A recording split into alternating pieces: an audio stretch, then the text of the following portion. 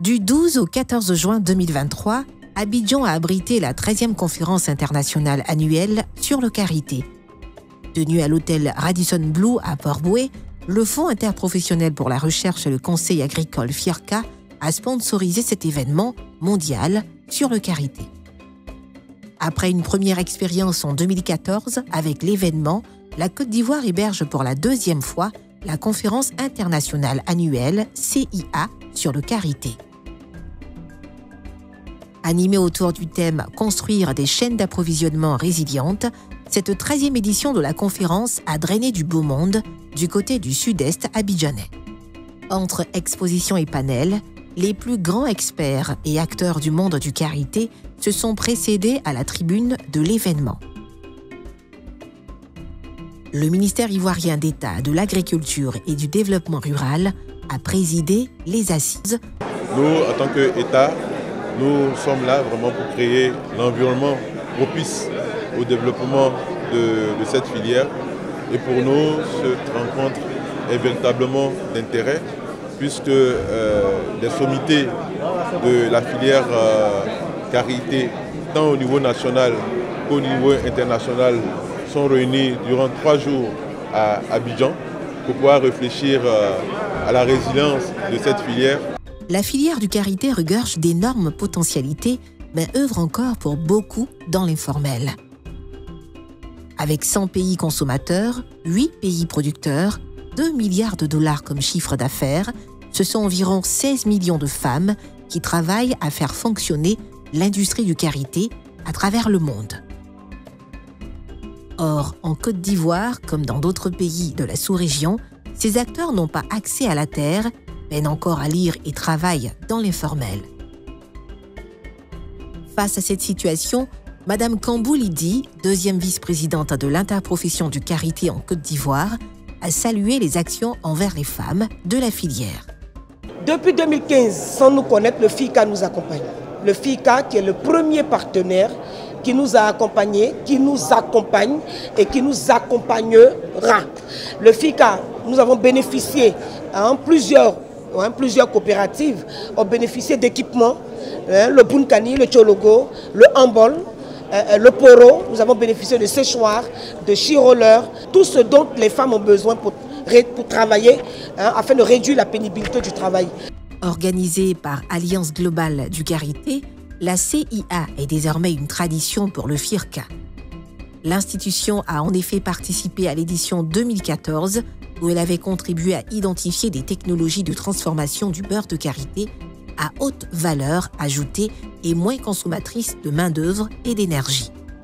Cette année, en plus de sponsoriser l'événement majeur sur le karité, le FIRCA a également parrainé la participation de 4 groupements de femmes productrices de beurre de karité provenant de Boundiali, Korogo, Bouna et Bondoukou.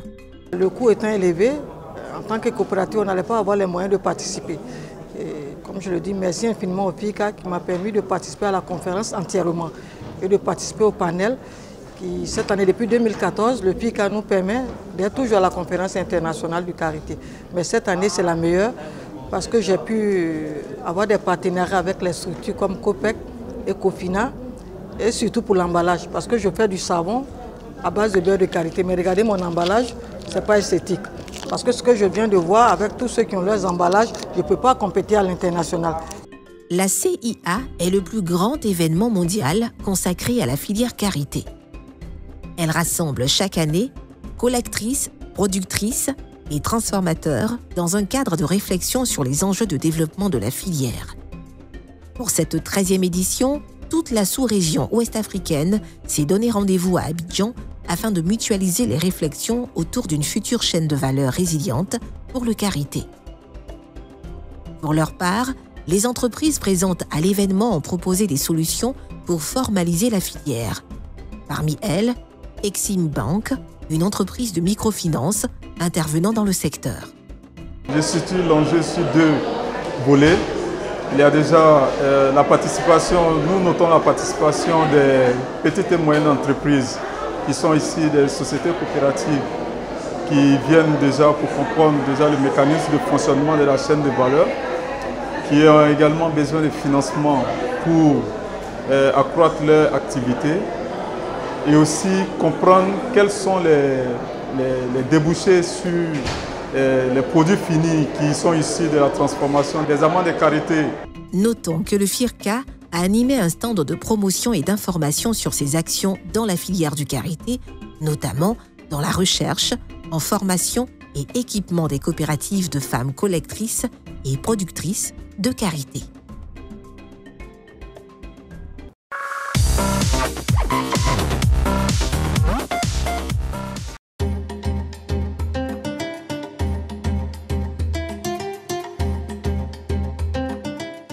La croissance de la filière porcine est considérée en Côte d'Ivoire comme un axe central de la stratégie en vue d'améliorer de façon significative et durable la couverture de la demande nationale en protéines animales. L'environnement est propice à la modernisation et au développement de la filière porcine.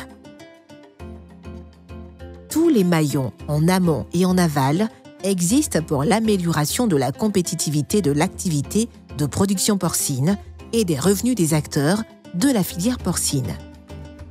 Cependant, suite aux nombreuses crises qu'a connues cette filière, entre autres la peste porcine, 1996, 2014 et 2017, la crise militaro-politique 2002 et post-électorale de 2011, la filière a pris du plomb dans l'aile.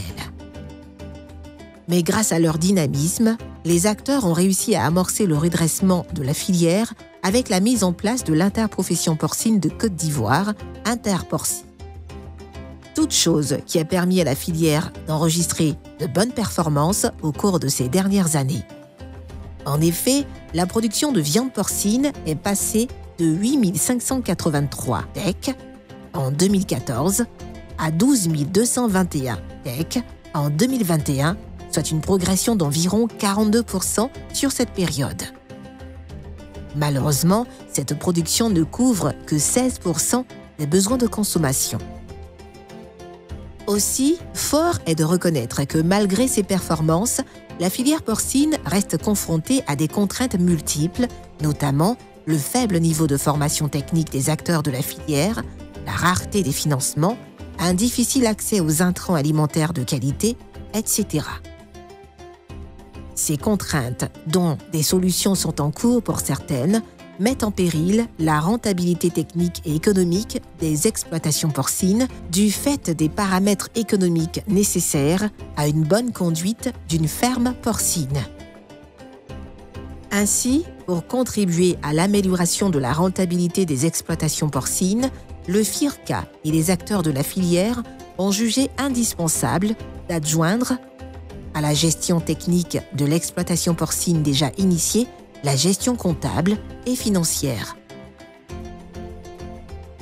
À cet effet, dans le cadre de son volet renforcement des capacités des acteurs au titre de la filière porcine, inscrit au PAA 2023, le FIRCA a initié le projet de formation des éleveurs de porcs du Sud en gestion technico-économique. Dans le cadre de la mise en œuvre de ce projet, 25 éleveurs de porcs du Sud ont bénéficié d'un renforcement de leurs capacités du 12 au 15 juin 2023 afin de leur permettre d'accroître leurs revenus grâce à une bonne gestion de leurs exploitations. En procédant à l'ouverture et à la clôture officielle de l'atelier, le directeur de la formation, de la vulgarisation et de la valorisation des produits du ministre des Ressources animales et halieutiques a souligné l'importance de la filière porcine qui connaît un regain d'activité malgré les défis qui restent à surmonter dans la lutte pour la sécurité alimentaire. Il a rassuré les acteurs de la filière porcine quant à la disponibilité du MIRA à les accompagner. Prenant la parole, le directeur du département des cultures annuelles et des ressources animales DDCARA du FIRCA, Dr Taklé Mamadou, a félicité les apprenants pour leur volonté à surmonter les défis pour le développement de leur filière. Il les a encouragés à sensibiliser leurs collègues qui traînent encore les pieds à adhérer aux actions de leur interprofession. Le président de l'interprofession porcine de Côte d'Ivoire, Interporci, M. Charles-Emmanuel Yassé, s'est réjoui de ce projet qui s'inscrit dans la professionnalisation des éleveurs en vue de la redynamisation de la filière. Il a pris l'engagement de continuer le travail pour que chaque éleveur de porc tire profit de son activité tout en ayant un accès aux ressources financières auprès des institutions bancaires de la place. Concernant les participants, par la voix de leur porte-parole, Mme Kanga Brigitte, ils ont pris l'engagement non seulement de le restituer à leurs collègues, mais de mettre en pratique tout ce qui leur a été enseigné durant ces 4 jours de formation.